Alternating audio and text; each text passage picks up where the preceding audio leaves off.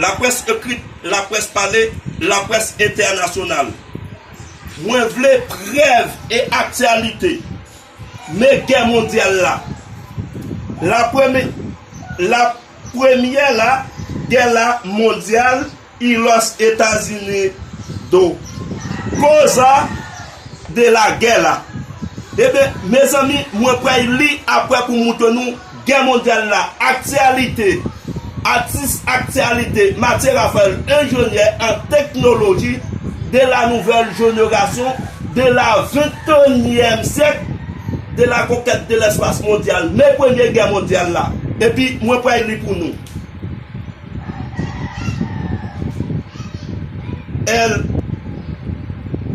écho que provoque, elle indique de la première guerre la mondiale 1914 et 1918. Et pour ça, por favor, porque eso de espagnol que yo soy estudiante.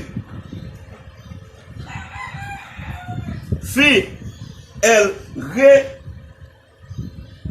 redelo de provocó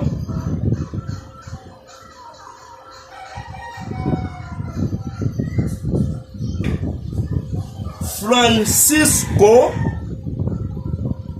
Fernando 28 de julio 1914, país Serbia. Écoutez, ce sont de la guerre là. Je l'ai trahi de commencement de la guerre là et el final. Son embargo.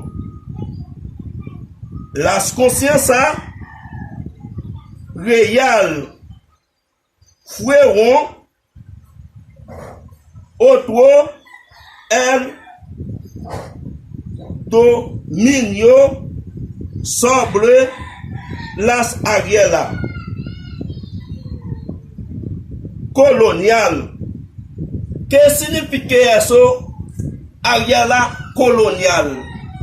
Después on habla de colonial, eso de todos al país.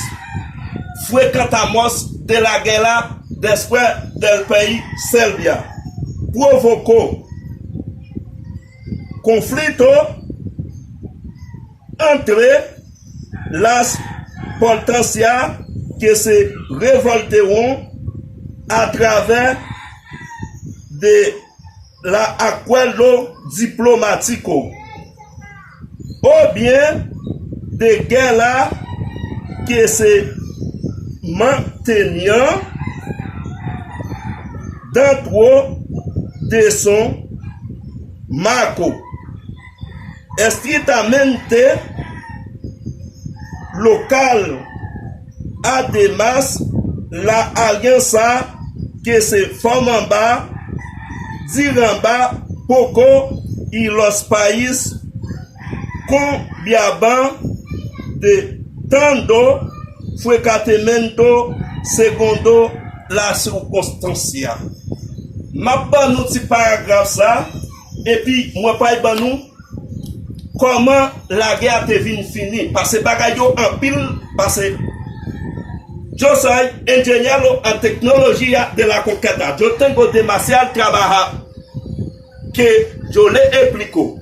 Yo le trae de la primera comenzamiento y yo le trae el final.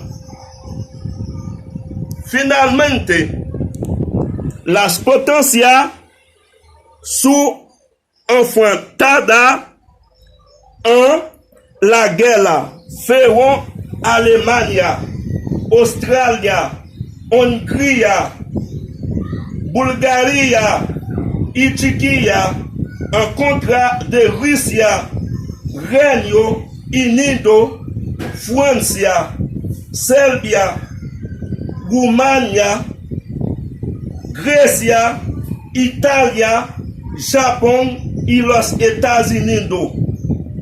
Este grupo de países eran reconocido como las aliados. Escúchame, son del país después de la plena de la guerra. Caméraman, avancez, avancez, avancez. Eso la guerra. Bolchevique asaltando a el palacio de Eviendo del Zar. Tropas italianas durante la invasión en France. Tropas estadounidenses. Vraiment de le monde. Ingénieur en technologie, Mathieu Raphaël. El final de la guerre, después, caméraman avancé. Después el final de la guerre, que del mundo entero sabe la tecnología del ingeniero de Mathieu Raphaël. El Regimiento Ostro León THOSKI